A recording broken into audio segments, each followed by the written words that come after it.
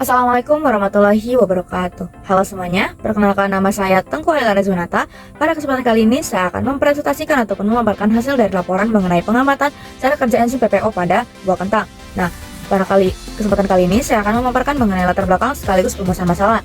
Dimulai dari latar belakang, sering berkembangnya zaman, masyarakat Indonesia mulai menerapkan pola hidup sehat. Upaya penting dalam menerapkan pola hidup sehat adalah dengan memperhatikan atau asupan sayur dan buah yang masuk ke dalam tubuh. Kentang merupakan salah satu bahan pangan yang kaya akan karbohidrat dan sering digunakan dalam beberapa olahan makanan. Salah satu masalah yang sering dihadapi dalam pengolahan kentang adalah terjadinya oksidasi, yaitu perubahan pada permukaan kentang yang terpapar udara. Oksidasi ini terjadi karena reaksi enzimatik yang melibatkan enzim polifenol oksidase atau PPO yang mengubah fenol menjadi melanin, menghasilkan warna coklat pada kentang. Kentang sangat rentan terhadap oksidasi akibat kandungan enzim polifenol oksidase atau PPO yang tinggi, menyebabkan perubahan warna menjadi kecoklatan saat terpapar udara. Kentang juga merupakan bahan pangan yang sering digunakan dalam kehidupan sehari-hari, sehingga penelitian ini relevan untuk menjaga kualitas dari dan penampilan makanan. Selain itu, kentang memiliki komposisi fenofik yang cocok untuk menguji efektivitas air jeruk atau air lemon dalam menghambat oksidasi serta mudah didapat dan dikelola dalam eksperimen. Manfaat dari penelitian ini adalah untuk memberikan pemahaman yang lebih jelas tentang efektivitas air jeruk atau lemon dalam menghambat oksidasi pada kentang untuk menjaga kualitas visual dan nutrisi bahan pangan. Selanjutnya ada perumusan masalah. Dalam penelitian cara kerja polifenol oksidase terhadap kentang, tantangan utama yang harus dihadapi adalah meminimalisir risiko percepatan oksidasi pada kentang. Berdasarkan uraian ini, masalah yang akan dijadikan fokus penelitian ini dapat dirumuskan sebagai berikut. A. Bagaimana cara kerja enzim polifenol oksidase pada kentang? B. Faktor apa saja yang memengaruhi kerja enzim polifenol oksidase pada kentang? Dan C. Bagaimana cara menghambat kerja enzim polifenol oksidase pada kentang? Saya Yola Aulistia Jasmine akan menjelaskan tentang tujuan. Untuk memperjelas arah kegiatan ini, dirumuskan tujuan penelitian sebagai berikut. Pertama, untuk mengetahui cara kerja enzim polifenol oksidase pada kentang.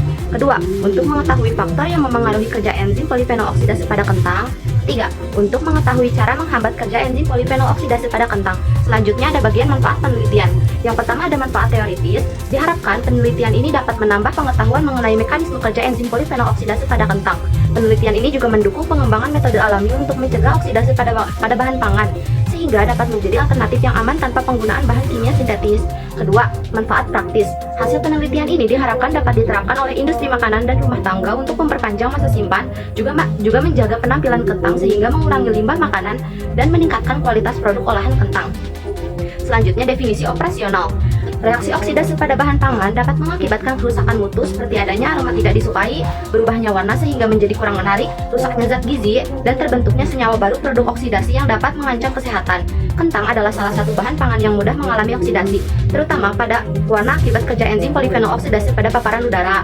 Penggunaan perasan jeruk nipis dan lemon serta plastik ziplock untuk menguji pengaruhnya dalam menghambat oksidasi pada kentang diukur melalui perbedaan warna setelah dibiarkan selama beberapa saat.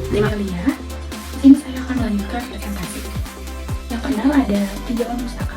Menurut Mana tahun 1997 dalam Potter et al. 2010 sistematika atau taksonomi. Tanaman kentang diklasifikasikan sebagai berikut. Kingdom yaitu Plantae, Divisio yaitu Spermatophyta, Subdivisio yaitu Angiospermae, Species yaitu Dicotyledonanae, Ordo yaitu Solanae, Familia yaitu Solanaceae, Genus yaitu Solanum, spesies Solanum tuberosum Linn. Kentang termasuk komoditas yang memberi keuntungan bagi para petani. Hal ini dikarenakan kentang kaya akan karbohidrat sehingga dapat dijadikan pengganti beras, jagung, maupun gandum. Dikutip dari pernyataan Kementerian Kesehatan Republik Indonesia. Perkenalkan, nama saya Risa Nurashita. Di sini saya akan melanjutkan bacaan dari Lia. Berikut kandungan gizi yang terletak pada 100 gram kentang. Yang pertama ada karbohidrat 13,5 gram, yang kedua air 83,4 gram, yang ketiga protein 2,1 gram, yang keempat kalori 62 kalori, yang kelima serat 0,5 gram, yang keenam lemak 0,2, yang ketujuh zat besi 0,7 mikrogram, yang kedelapan kalium 396 mikrogram, yang kesembilan vitamin B1 0,09 mikrogram, yang ke-10 vitamin B2 0,10 mikrogram, yang ke-11 vitamin B3 1 mikrogram, yang ke-12 vitamin C 21 mikrogram, yang ke-13 vitamin B6 27% angka kecukupan gizi. Yang ke-14 tembaga 0,4 mikrogram, yang ke-15 seng 0,3 mikrogram. Perkenalkan, nama saya Rizka Aulia, saya dari kelas 12 IPA 1. Di sini saya akan melanjutkan materi yang barusan saja disampaikan. Adapun manfaat kentang bagi kesehatan dicatat sebagai berikut. 1. Membantu menjaga kesehatan jantung. 2. Mengendalikan kadar gula darah. 3.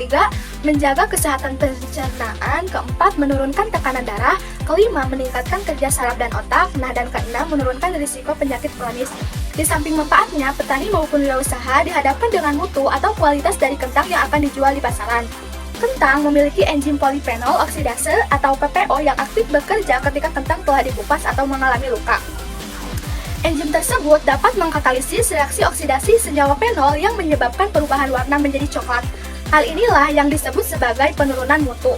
Substrat PPO dalam tanaman adalah asam amino tirosin dan komponen polifenolik seperti katekin, asam kapeat, katekol, dan asam glorenat. Gracia dan Barrett 2002 dalam Purwanto et al. 2016.